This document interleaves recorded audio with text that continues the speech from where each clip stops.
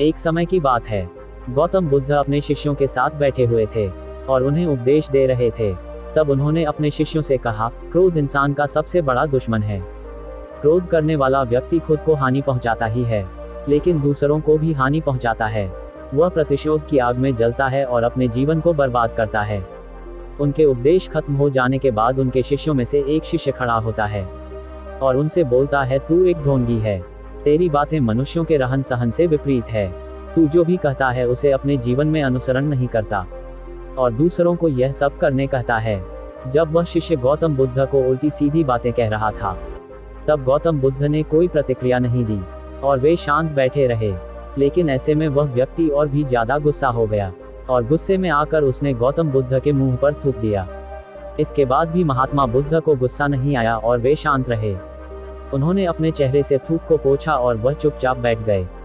यह सब देखकर उस शिष्य को समझ नहीं आया कि वह क्या करे। गुस्से में आकर वह उस जगह को छोड़कर चला गया और अगले दिन अपने घर पहुंचा। जैसे ही वह अपने घर पहुंचा तब तक उसका दिमाग शांत हो चुका था। दिमाग के शांत होते ही उसे इस बात का एहसास हुआ कि उसने कितनी बड़ी गलती की है। उसे पाप हुआ है। वह खुद को मन ही मन कोसने लगा, यह मैंने क्या कर दिया। मैंने महात्मा बुद्ध का अपमान किया है। ऐसा पाप मैं कैसे कर सकता हूँ। मैंने बहुत बड़ी गलती कर दी। मुझे जाकर उनसे माफी मांगनी होगी। यह कहकर वह तुरंत ही गौतम बुद्ध के पास चला गया, लेकिन गौतम बुद्ध उस स्थान पर नहीं थे। ऐसे में वह शिष्य जगह जगह भटककर उन्हें खोजने लगा। जैसे ही उसे महात्मा बुद्ध मिले तो वह उनके पैरों पर गिर गया और उनसे कहने लगा, मुझे माफ कर दीजिए, मुझसे गलती हुई है। मैंने आपका अपमान किया है। मैंने यह बहुत बड़ा पाप किया है।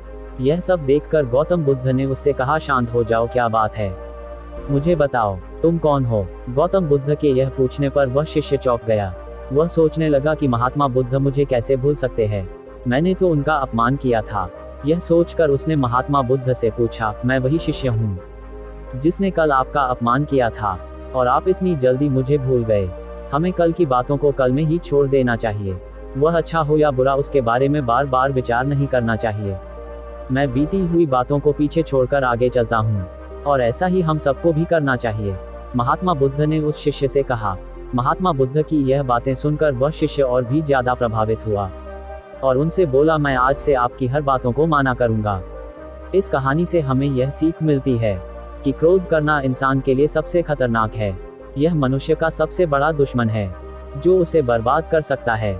इसलिए मनुष्य को कभी भी क्रोध नहीं करना चाहिए। इस कहानी से हमें यह भी सीख मिलती है कि बीती हुई बातों को हमें भूलकर आगे बढ़ना चाहिए। अगर कोई मनुष्य अपनी बीती हुई बातों पर ज्यादा ध्यान देता है तो उसका ध्यान पूरी तरह से भूतकाल में लगा होता है और वह इंसान कभी भी आगे बढ़ने की और विचार नहीं कर पाता। इसीलिए हमेशा पुरानी बातों को छोड़कर आगे बढ़ने की सोचे।